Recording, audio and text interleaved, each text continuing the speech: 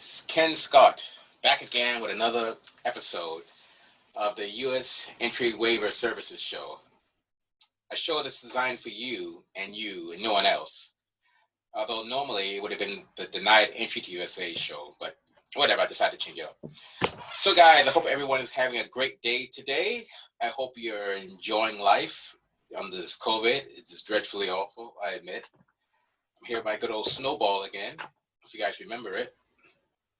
So this is basically what I talk into. This is my microphone. Anyway, so I was thinking that today we're going to talk about a different topic. Let me see if I can adjust the mic here. I'll make the thing stand up. All right, well, it seems to be spinning, not standing, so I guess this will have to suffice like this. So I got a call today from a client or potential client, and apparently she received a 5-year ban and expedited removal. So I'd like to talk about the 5-year bans because that's something that you guys need to be very aware of. It's something that could really have the potential to make your life extremely miserable, and that's on a good day. It also has the potential to alter your life in ways you have no idea. And I'm not going to pick on the discount waiver companies too much today, but what I will tell you is that if you listen to a lot of what they say, you could inadvertently talk yourself into a 5-year ban. I mean, I guess it's kind of up to you what you wish to do.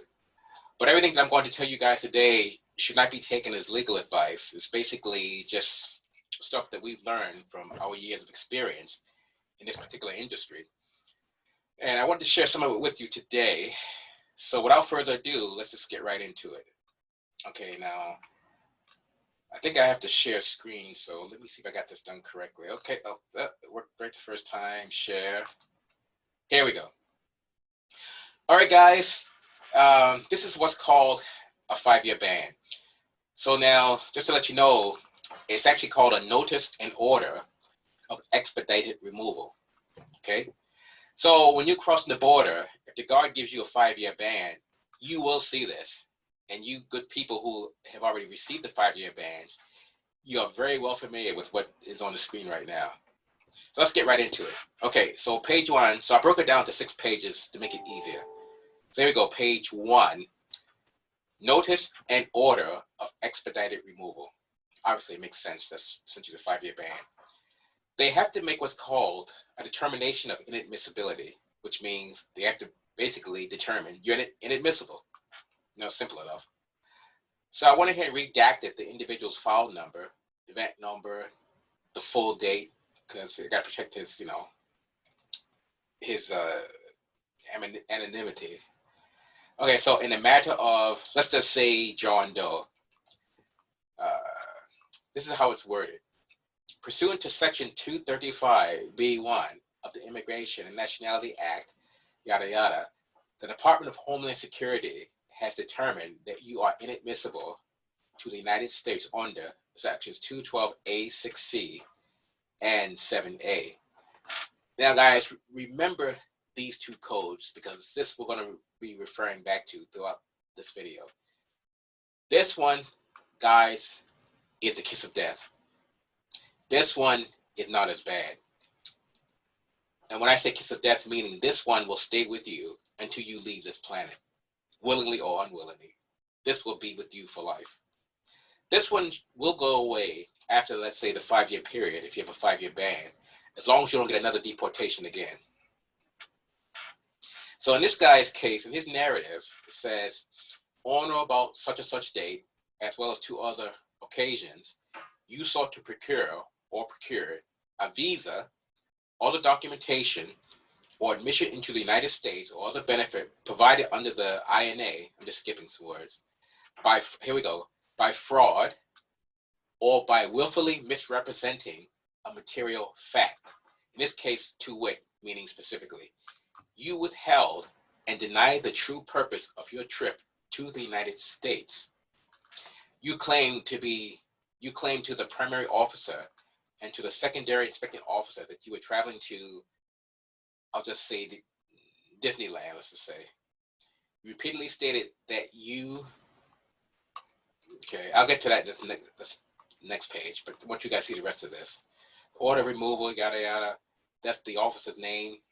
That's his signature. That's the chief at the time. That's the chief's signature. And they normally would check here if they got supervisory concurrence by phone, because the primary officer cannot just give you a 5-year ban. He has to get supervisory concurrence. If the supervisor says no, you don't get the 5-year ban. Just FYI. Okay, let me get back to what I was reading, you guys. Would be performing no work while in the United States. Let me go back a little. You repeatedly stated that you would be performing no work while in the United States. In truth, you were traveling to Disneyland, let's say, to work, yada, yada, yada. You have no immigration status to perform the intended task, nor do you have any ownership stake in the company. Furthermore, you have employed the same deception on no less than 2 separate occasions. You were given several opportunities to be forthcoming, but failed to do so. You know, some of this wording is BS,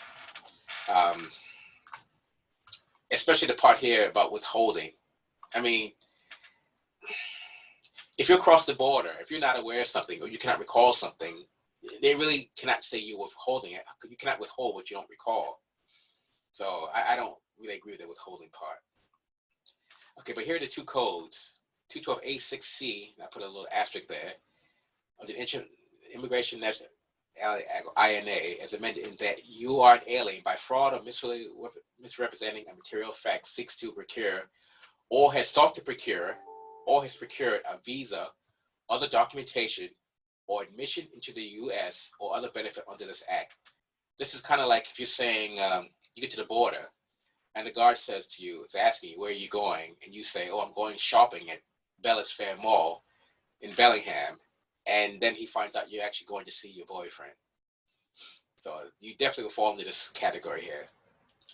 The 7A ties into it because this is the fact that you're an immigrant. Essentially, they think you're an immigrant without a visa. So I'm not going to read you guys this long, boring blurb. Sometimes you can get a 5-year ban with only the 7A category, and that's great. If you get one with the 7A category only, that disappears in the 5-year period, of the ban. You do not need a waiver again. However, having said that, you have to ensure that when you are crossing over after the 5-year ban is up, you have to ensure that this does not come back to bite you in another way. And I won't go into that here, but if you guys retain us, we will make sure that this cannot come back to bite you again, because of certain things we have to do that I won't put on here. I'm not making it that easy for the $200 waiver companies. This one right here, like I said, it's lifetime. You're stuck with this for life. There might be a few ways around it in the future, which I won't go into here, but for the most part, you're stuck with it unless it's one of, I don't know, let's say 1 of 4 things that you do, which I won't go into here. Okay, so let's look at his narrative. This is what it looks like. Okay, Sumas, Washington, which, by the way, guys, this is a very nasty border. We always tell people, avoid this border if at all possible. This border will screw you. And I guarantee you that, this particular location. Okay, the gentleman was born in 76. Sumas, Washington, September. He's male. And I'm not going to read this blurb to you guys. You can always pause the video, read it yourself if you choose to. Basically, the officers said he can administer the oath and take sworn statements, yada yada. Again, you can pause the video and read this if you so desire. Now, the person that called today, she stated that she was afraid and unsure, basically, by what the guards told her. She had the impression that she was required to stay there and leave, based upon what they stated. People, these guards play word games. So just be aware. You have to listen to what these guards say carefully and then do what's appropriate. Now, I'm just thinking if I should go into, you know what? I'll go into that when we finish this page here. Okay, so the guard's going to ask you the first question. Do you understand what I've said to you? Because he's read all this to you. And you either say yes, or you say no. If you say no, he has to reread it again. Oh, okay, I'll come to that. Second thing here is now you guys need to really be paying attention to listen to what these guys are telling you. Any statement you make must be given, what does that say? Freely and voluntarily. And for what you guys don't know, voluntarily means that without coercion, that you give it of your own free goodwill. You guys need to remember this word voluntarily, because when you do these sworn statements, these are always voluntarily. These are not mandatory. They cannot make you do this. And if the guard tries to make you to do this, what we've seen in the past was people have said, you know what, sir, I choose not to partake in this process, and I wish to withdraw my application for admission, and I wish to return to Canada. If the guard tries to say, you know, poop psychology on you, such as, oh, what are you trying to hide? Be honest, tell us everything, tell us. If you want to become a parrot and say, sir, I wish not to partake in this issue, I wish to withdraw my application for admission, and I wish to return to Canada, sir. If the guy, again, places a psychological game on you, hey, if you wish to become a parrot, you know what to say. And when you say this, they have to stop this proceeding, and they have to let you go back to Canada. There's no sworn statement. The guards won't tell you this, because you got to remember, these guards, they have a quota they have to meet. So why would they make it easy for you? That's one less, essentially it's one less fish that they can catch. So, and they say right here, do you swear or affirm that all the statements you are about to make are true and complete? And I'm assuming most of you guys will say yes. And I said, what's your true and complete name? That's the name, citizenship, yada, yada. And again, you guys can freeze the screen and look at, you know, this stuff. I don't want to waste too much time at it. What is your father's name? What's your father's citizenship? Where is he born? Do you have any claim to U.S. citizenship? Are you currently married? What's the name of your spouse? What's her citizenship? Where is she born? And all sorts of stuff, just yada, yada, yada. Where do you currently live? Let's just say he lives in Surrey, you know, Surrey BC, Canada. Do you have any pending petitions before the U.S. government that would allow you to live and work in the U.S. legally? So basically, guys, what they're doing here is they're laying the groundwork to set you up in the system. Oh, let me see who's this. Like I said. Oh, okay, oh, nice.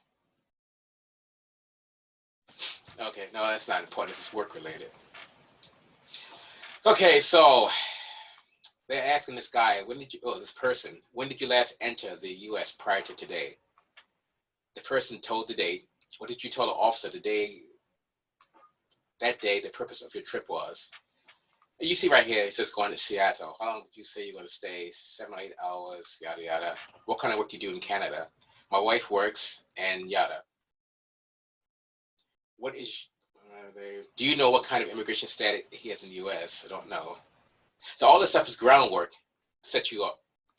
But I've highlighted, there we go. Here, now we got the juicy part right here. Remember 212.6c misrepresentation. Let me go back to it. You know what? It's going to tie in exactly what I'm discussing here.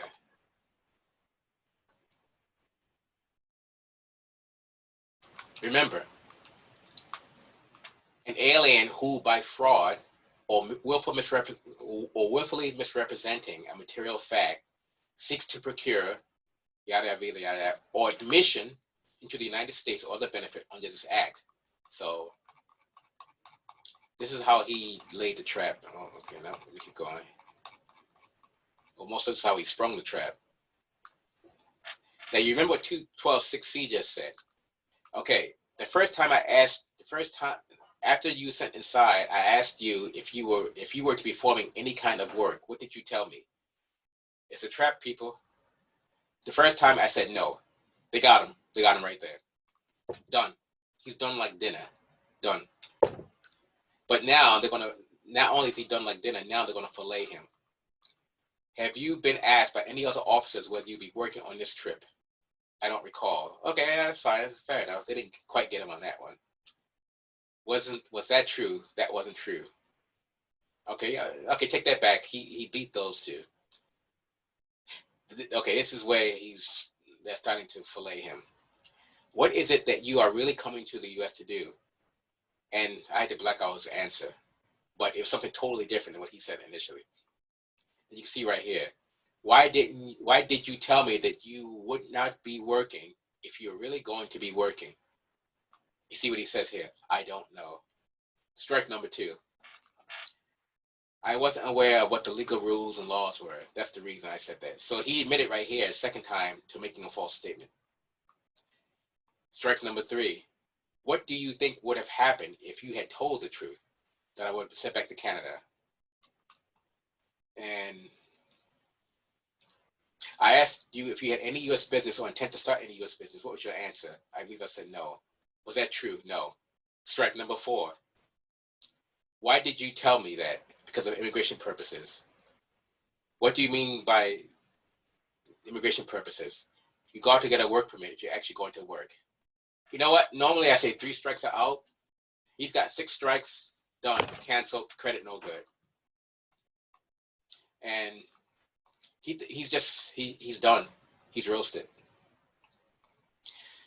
And basically what happened now in the end here, you're supposed to read this blurb right here. It's consisting of so many pages, yada yada. You're certifying that everything that you stated was full, true, and correct record of my questioning by the officer. He signed right there. Now, what you guys don't seem to get is when these guards ask questions, sometimes they will sneak in answers that don't quite match what you said. But by you signing here, whether it's on the machine or on paper, you are certifying that whatever is in this narrative that they have slipped in there is true. So if the guard has slipped in there that you were part of the 9/11 hijackers, the one that got away, you are swearing that that's the truth. And again, no one's forcing you to sign this. You guys got to remember that when you're signing, especially dealing with U.S. authorities, when you're signing stuff, you're stating that everything above is true. So you guys really got to pay attention to what you tell these people. You really got to pay attention to what's on their paper. And you guys, I don't want to beat you guys up, but you guys got to really get some critical thinking skills and just know this game. Now, what's kind of, I guess I could say funny about this is the people that have the pages of criminality for like, let's say, I don't know, trafficking, home invasions, alien smuggling, weapons trafficking, whatever. Those individuals, 99.9% of the time, never fall prey to this. Because the thing is, those individuals, they know the street game because they've been dealing with authorities for years. They never get jammed up like this. In fact, all the years we've been in this business, 20 plus years, we've never had anyone with the previous convictions I just mentioned have to do one of these or get jammed up like this. These guys all know how to sidestep it because they know the street game, so they don't fall prey to this. They say, yeah, nice try. Sorry, I cannot recall, or I don't remember, or whatever. So those guys walk. A good example is I know 2 individuals, I will just say, and these individuals, in Surrey BC, and they like to have attention. They like notoriety. So they've given me permission to use part of their names. So one guy, his first name is Jazz, Jas. That's just, part of it. And I will just say Jazz Singh. I mean, how many Singhs are there in BC or in Canada? Second individual, the first 3 letters of his name is Suk. So I'll say Suk. Suk Singh. I'll just say that. So Suk Singh and Jazz Singh both been charged with trafficking 3 or 4 times. Now, they've never been convicted because the charges were either stayed, dismissed, withdrawn, or just dropped. Now, what happens is CBP will use the actual charges on the RCMP report because they can see charges and convictions. So when these 2 fellas go to the border, the guard sees that they were charged with trafficking these 3 or 4 times, but never convicted. So the guard says to them, hey, what happened with your charges? They said, what do you mean, sir? Well, how much weight were you moving? How much money did you make? Tell us. Both of the gentlemen, from what I understand, they have trouble recalling details and events of the charges. And Suk tends to say, from what he tells me, is the fact that, well, sir, I cannot give you any information that's not available to me. So what would you like me to tell you? All I can tell you, sir, is that I was charged, but I was not convicted.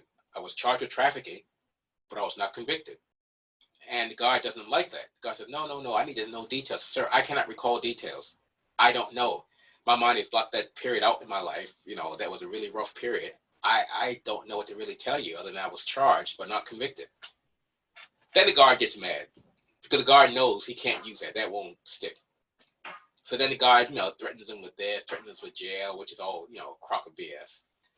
And long story short, after maybe 3 or 4 hours, the guard says, okay, you guys can go have a nice life. And they go into they cross the border and go to Seattle or Bellingham or wherever, or do their thing. Those two fellas will never need waivers because they were not convicted, and they cannot recall the details as to what happened.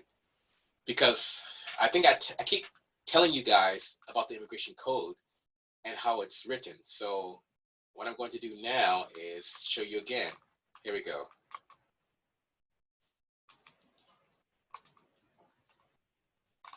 Oh, wait a minute. Okay, that's okay, we don't want that one yet.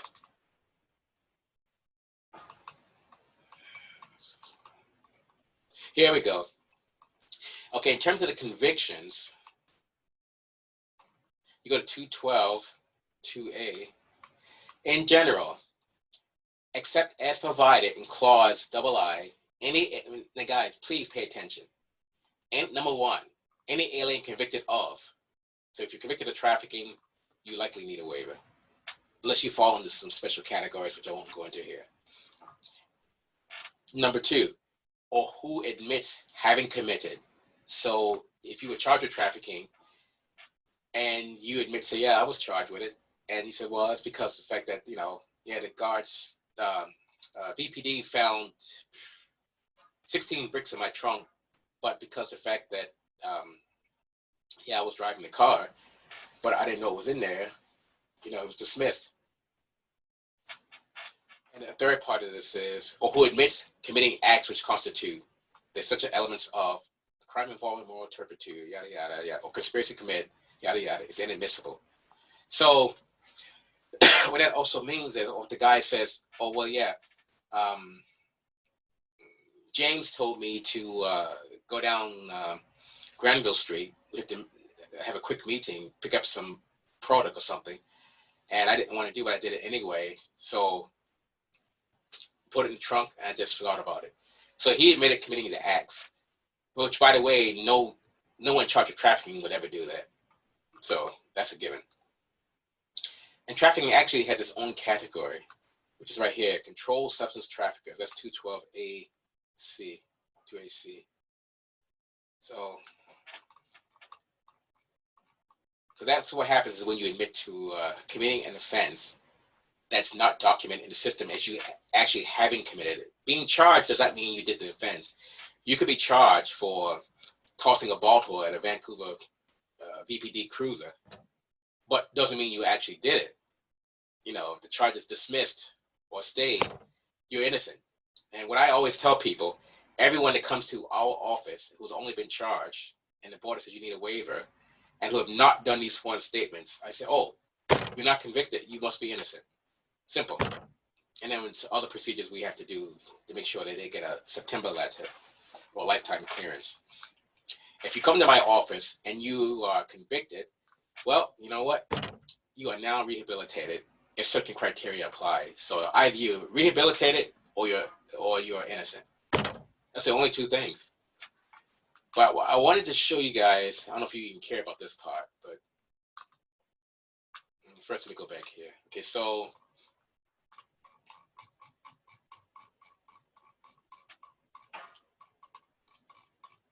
okay, let me see if I can find it.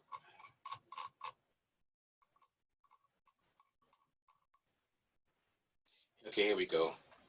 Pursuant to section 235B1 of the INA, I want to show you guys what 235B1 actually states.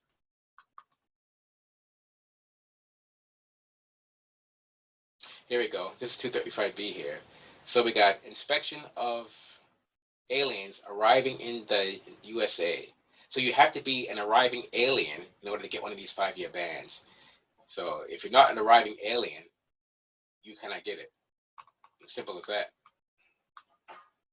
And you know what I'm going to do now?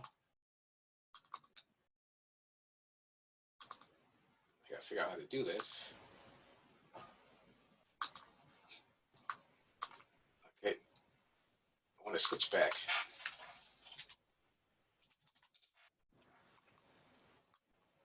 I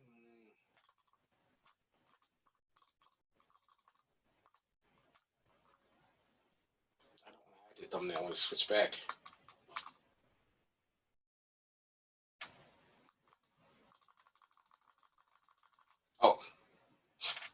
Oh, dummy me, it's up here.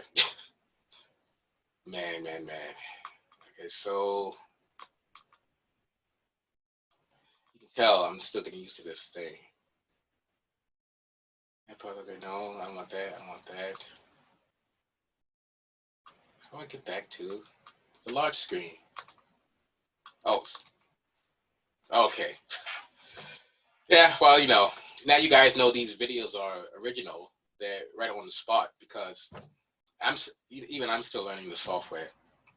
So, but the bottom line is this: if you were charged but not convicted, you are innocent. You didn't do it. There's no reason in the world why you should be denied entry to that country because of the fact that you are innocent. Again, read my lips.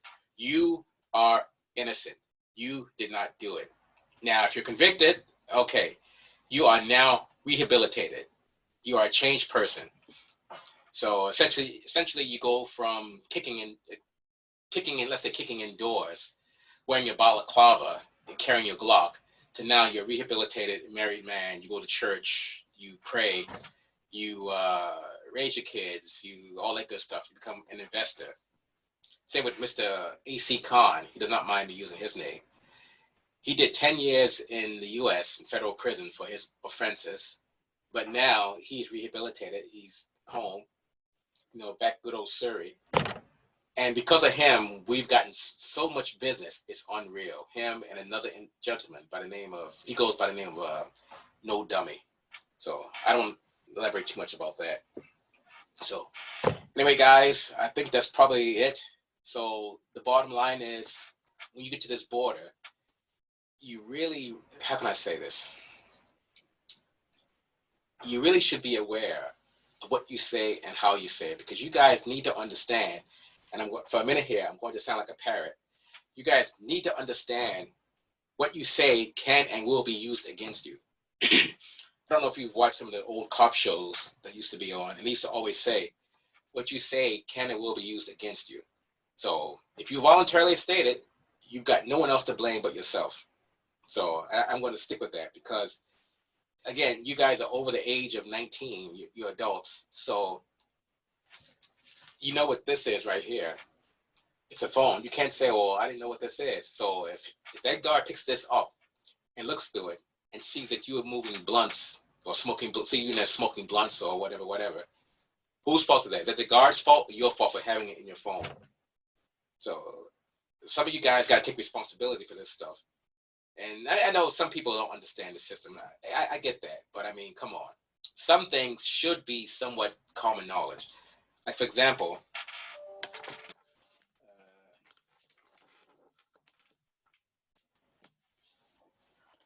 just imagine this is a bowling ball. This is actually for contact lenses, but imagine this is a bowling ball.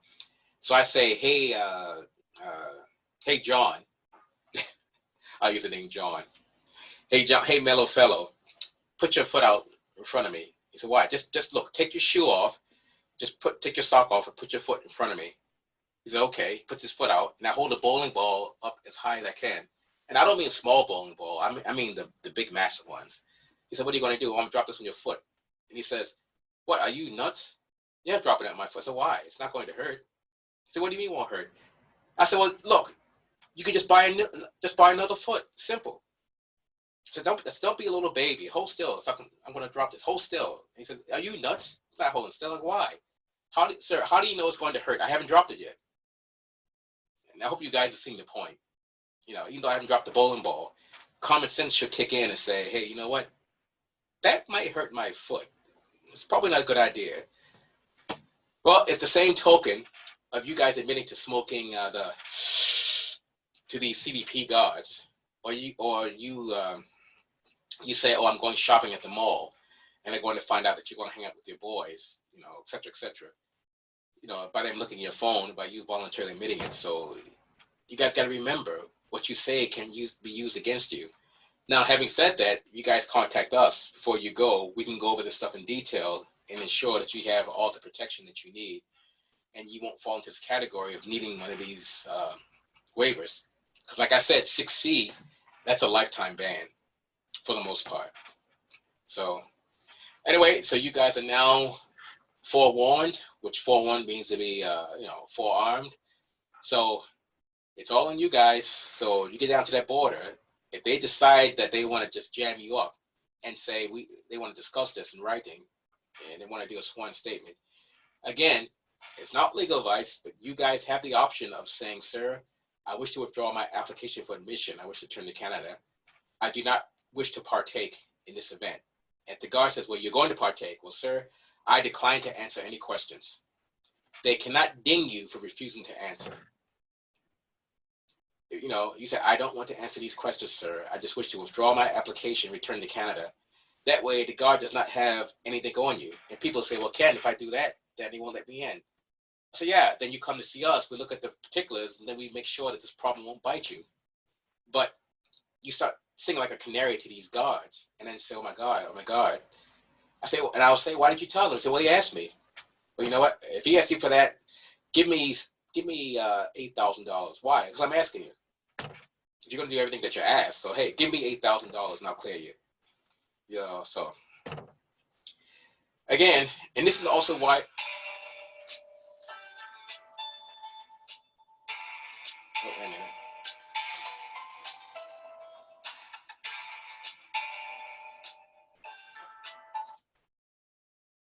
Oh, okay. Shoot.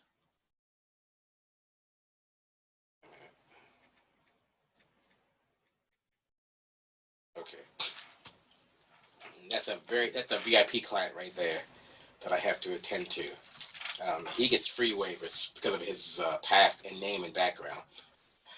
Anyway, yeah, kind of threw me off topic here.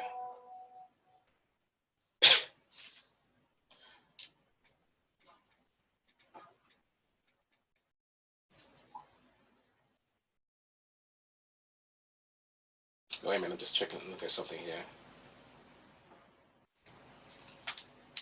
That's fine.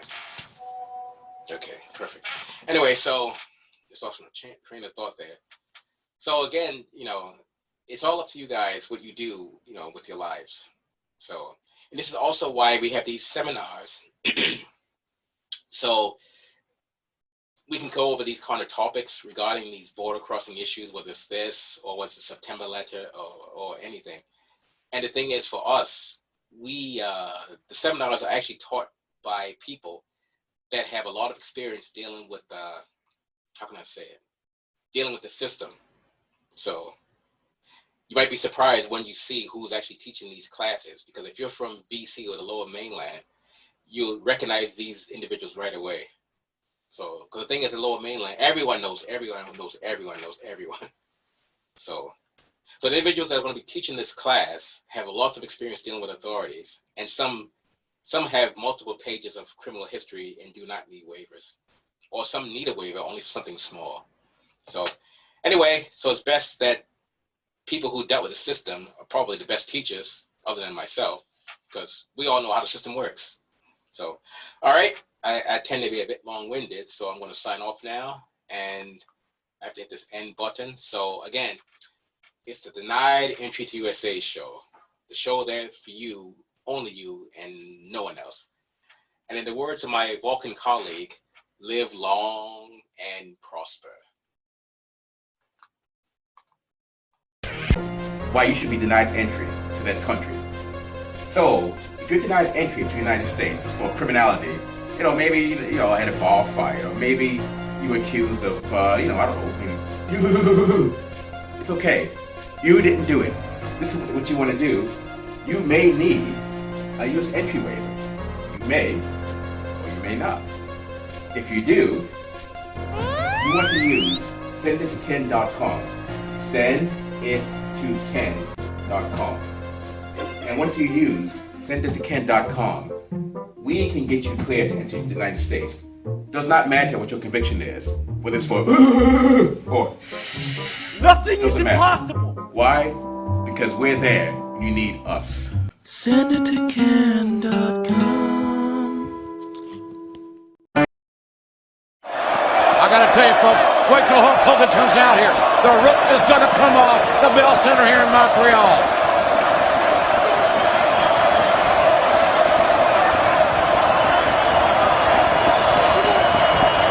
As the anticipation builds, you can feel it. The legendary Hulk Hogan is a heartbeat away